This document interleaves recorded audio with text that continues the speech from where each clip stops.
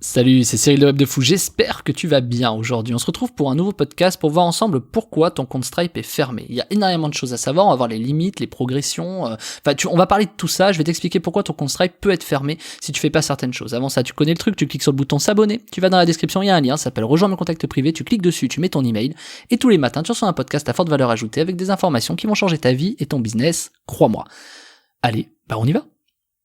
Il y a énormément de choses à savoir. Déjà, en fait, faut comprendre que pour éviter la fermeture de ton compte Stripe, il y a énormément de sujets. Ça, c'est le sujet de la formation de cette semaine qui s'appelle Comment éviter la clôture de ton compte Stripe. Il y a énormément de choses au départ à faire. Une fois que tu l'as fait et que tu encaisses tes premiers paiements, il y a encore des choses à faire après. Voilà. Donc déjà, tiens-toi le pour dit. Si tu fais pas des choses avant et après, déjà, il y a un problème. Donc il y a vraiment ces deux étapes-là. Et ensuite, tu as la troisième étape qui est le suivi quotidien, tu vois. Donc ça, c'est un autre sujet. Ça, c'est encore autre chose. Ça, je te le dis dans les podcasts. D'ailleurs, je te l'ai dit ces 2 derniers jours. Si tu les as pas écoutés, je t'invite vraiment à les écouter. Ou voilà, sur le suivi, il faut contacter le support. Enfin, il faut contacter les sales de Stripe en disant, hey, j'ai des paiements qui arrivent, des machins, tout ça. Bon, bref, tu connais le truc. Donc voilà. Mais avant ça, il y a énormément de choses. Il y a des limites que tu ne connais pas. Pense à quelque chose, tu vois. Imagine demain, t'arrives, tu fais, tu fais une semaine à 30 000 euros, tu vois, j'en sais rien, boum, tu vois, t'arrives, tu fais une semaine à 30 000 euros. T'as ouvert ton compte il y a 2 semaines, il y a un problème. Pourquoi ? C'est très logique. Qui ouvre un compte Stripe et commence à faire 30 000 euros la semaine d'après ? Qui fait ça ? Je le dis. Alors il y a peut-être des cas uniques, mais à ce moment-là, je peux te dire Stripe, il vérifie qui vous êtes, etc. Donc tu vois déjà, c'est des trucs aussi bêtes que ça. Alors en général, les réussites, enfin les progressions, elles doivent être pondérées, elles doivent être moyennées, tu vois, ça doivent être progressives en fait, tu vois. Et il y a pas que ça, c'est que de toute façon c'est proportionnel, parce que t'as vu les graphiques sur Stripe, si tu fais par exemple, je sais pas, des semaines à 300 euros ou 500 euros, ton graphique il est aussi haut que si tu fais des semaines à 500 000 euros. Pourquoi ? Parce que tu sais, les courbes elles sont aussi hautes. Tu vois ce que je veux dire ? C'est qu'une question de proportion en fait. Donc du coup, ce que je veux t'expliquer là-dedans, c'est que tu as donc des progressions et surtout tu as des retombées. Donc si tu fais des progressions d'un coup et que tu fais des grosses retombées, tu peux être assimilé à du dropshipping, et donc ça c'est bizarre, tu vois. Est-ce que tu as des gros problèmes ? Est-ce que machin ? Alors tu peux être aussi assimilé maintenant, grâce aux fermetures de compte Facebook, ah bah non, c'est mon compte Facebook qui a fermé, tu vois, donc aujourd'hui il y a encore d'autres facteurs, mais à l'époque c'était pas le cas. Mais c'est pour te dire que même encore aujourd'hui, ils peuvent te fermer des comptes parce que comment ça se fait que d'un coup tu fais 50 000 et que d'un coup tu fais que 2 000, tu vois. Il y a un problème, et là tu peux avoir, voilà. Et je connais des gens qui se sont fait fermer leur compte Stripe sans comprendre alors qu'ils faisaient bien le job. Une progression normale, ils avaient pas de retombées, c'était une progression logique, etc. Il y en a qui ont jamais de problème et il y en a qui en ont, tu vois. C'est un peu au petit bonheur la chance, c'est un peu un gros coup de poker, finalement. C'est un peu comme pile ou face, tu vois. Il y en a, ils ont pas de problème, et il y en a, ils vont faire la même chose, ils vont avoir des problèmes. Parce que, ils vont attirer le regard différemment, et surtout, encore une fois, il y a des choses qu'ils ont pas faites, et c'est hyper important de voir ça. Donc toutes ces choses à savoir, les limites, etc. Franchement, elles sont pas équivoques, tu vois. C'est un peu comme Facebook quand il ferme ton compte, il t'explique pas vraiment le sujet. Mais en fait, quand tu connais derrière ce qui se passe, tout ce qui est compte bancaire, tout ce qui est vérification, etc., bah tu te rends compte que ouais, en fait, il y a des trucs que personne ne fait qui devrait faire. Toi, par exemple, en général, quand tu ouvres un compte Stripe, qu'est-ce que tu fais ? Et quelle est la première chose que tu fais quand tu ouvres un compte Stripe ? C'est que tu remplis les informations. Tu remplis les informations en mode voilà ma société, voilà mon nom, voilà mon numéro ciré, mon numéro de TVA. Tu remplis toutes les infos qu'ils te demandent en fait, tu vois. Mais sauf que ils font exprès. C'est tout. Tu remplis que ce qu'ils te demandent. Tu vas pas aller chercher ailleurs. Tu vas pas chercher plus d'infos. Tu vas pas essayer de comprendre. Tu ne lis même pas les CGV. Donc en fait, tu fais juste confiance à ce que Stripe te montre. Regarde ça sous un autre angle. Aujourd'hui, quand tu ouvres un compte, même PayPal, même Stripe, regarde bien. Pourquoi ? Réfléchis à ça. Ils te proposent des choses, tu les remplis, tu dis c'est bon.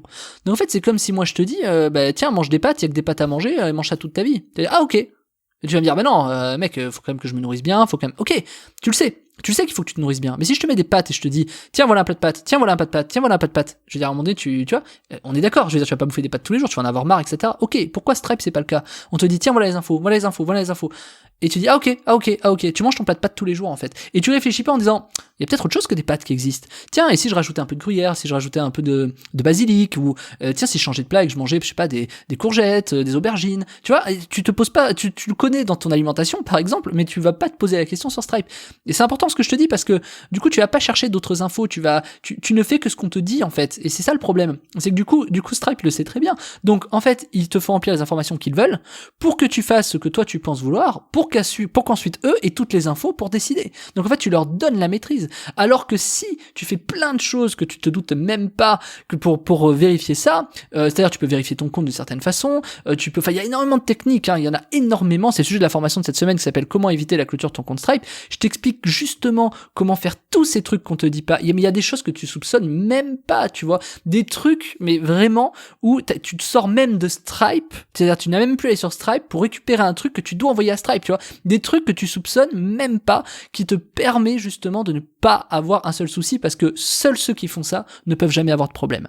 Donc c'est sûr que quand t'arrives et que tu remplis que les informations de Stripe, tu te dis que pour toi c'est bon, et non, et pourtant tu te fais bloquer ton compte, bien sûr. Et donc après, une fois que tu t'es fait clôturer ton compte, qu'est-ce qui se passe? On va t'expliquer comment le récupérer quand tu le récupères, parce que Stripe, des fois il y en a, ils ont récupéré leur thune 1 an après, t'as le temps de mourir 10 fois, de tuer ton entreprise 10 fois. Donc plutôt que d'éviter d'aller chercher la limite en disant bah tiens je me suis fait clôturer, ah non je veux ma thune, etc. Non, il y a plein de choses à faire avant, et il y en a peut-être 2 sur 3 qui vont réussir à récupérer leur thune derrière.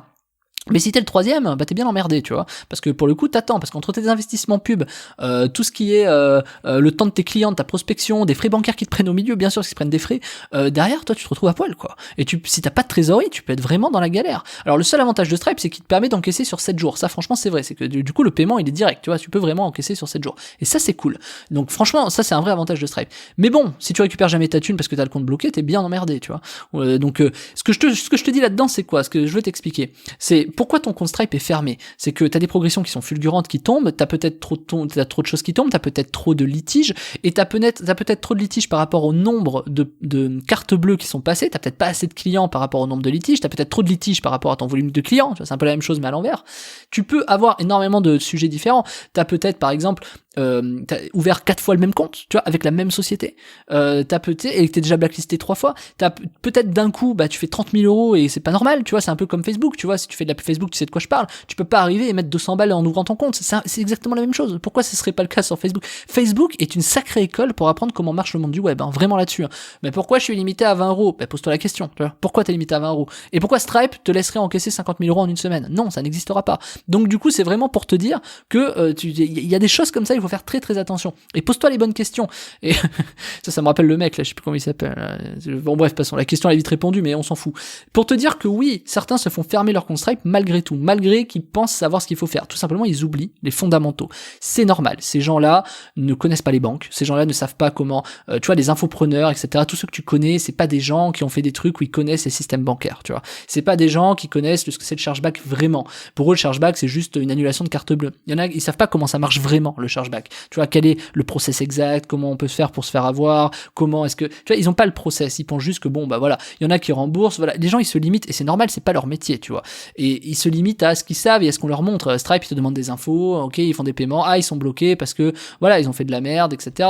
Une petite astuce quand même, je te le dis, pour déjà éviter d'avoir des problèmes outre mesure, c'est déjà de mettre les mentions légales sur tes pages de paiement. Ça paraît évident, mais je le dis quand même, mettre des mentions légales sur tes pages de paiement. Si t'as pas de mention légale sur tes pages de paiement, le jour où t'as un litige, Stripe va aller vérifier sur ta page, ils vont dire, monsieur, vous avez pas de mention légale, on va vous fermer le compte. Je te le dis, quand même, ça c'est quand même la base de la base de la base, avoir des mentions légales sur son site et sur les pages de paiement, tu vois. Enfin, je le dis parce que je vois quand même beaucoup de paiements quand je clique sur des pubs sur internet, il y a pas les mentions légales. Les gars, vous êtes des tarés. Vous êtes des tarés, vous allez avoir un problème. D'ailleurs, ces gens-là restent pas longtemps en place parce que qui paye sans avoir de mention légale? Je veux dire, à un moment donné, c'est obligatoire, tu vois. Et si jamais, alors ça passe un temps, c'est pas de problème, ça passe. Mais là, va arriver un jour où ça passera plus. Et c'est ça, tu vois, ça c'est un truc fondamental. Mais ça c'est un truc de base, tu vois. Je veux dire, ça c'est la base, avoir des mentions légales sur son site. J'ai envie de te dire, quand même, quoi. Tu vois? Donc voilà, mais j'en vois trop qui ne le font pas. Il y a énormément de problèmes pour ça. Pourquoi ton compte Stripe est fermé? Ça en fait partie. Il y a tellement de sujets. Et avant de te poser la question, pour moi, l'essentiel, c'est ça. C'est déjà, il y a les trucs de base, ok? Ces trucs-là, faire des mentions légales, etc. Ensuite, quand tu ouvres un compte de processeur de paiement, t'es d'accord, tu dois avoir un compte bancaire. Tu vois, déjà, c'est pareil logique. Je veux dire, si tu veux ton argent sur Stripe, tu peux rien en faire. T'es obligé de l'envoyer sur un compte bancaire. Ça te paraît logique? D'accord. Mais il y en a, ils commencent à encaisser sans mettre leur compte bancaire. Tu vois, mais pourtant ça te paraît logique à toi. Tu ne mets pas ton compte bancaire quand t'as besoin de thunes. Tu le mets avant. Donc c'est pour te dire des petites choses comme ça. Il y en a énormément. Et je t'en ai fait une formation. C'est pas juste oui, bah mettre un compte bancaire. Il y a des choses, même en dehors de Stripe, qui sont nécessaires pour Stripe que tu ne sais même pas. Des choses que tu dois leur donner, des choses que tu dois signer, des choses que tu te rends même pas compte. Et comme ça, pourquoi c'est aussi compliqué? Parce que le jour où t'as un problème, en fait t'en auras pas de problème. Donc plutôt que d'attendre que t'aies des soucis et de dire ah je comprends pas, non mais je veux récupérer ma thune, c'est trop tard. C'est trop tard. Alors tu peux t'en sortir, mais bonne chance, ça va te prendre du temps, et tu vas flipper, le stress et le machin. Épargne-toi ça. Prends l'information de cette semaine qui s'appelle comment éviter la clôture de ton compte Stripe. Tu la prends, tu regardes ce qu'il faut faire, tu le fais et t'auras aucun souci. Ok? Donc je te laisse cliquer sur le bouton de la formation, enfin dans la description, pardon, sur la formation qui s'appelle comment éviter la clôture de ton compte Stripe. Tu cliques dessus, on se rejoint de l'autre côté, je t'explique tout, je te montre toute la méthode de A à Z pour éviter que tu aies des problèmes. Moi je n'ai jamais eu de compte Stripe bloqué malgré des beaux chiffres, malgré énormément de choses que j'ai fait auparavant, parce que je sais comment ça fonctionne. Et je te l'apprends. Tu cliques dans la description, ça s'appelle comment éviter la clôture de ton compte Stripe et on se rejoint de l'autre côté, je te dis à tout de suite.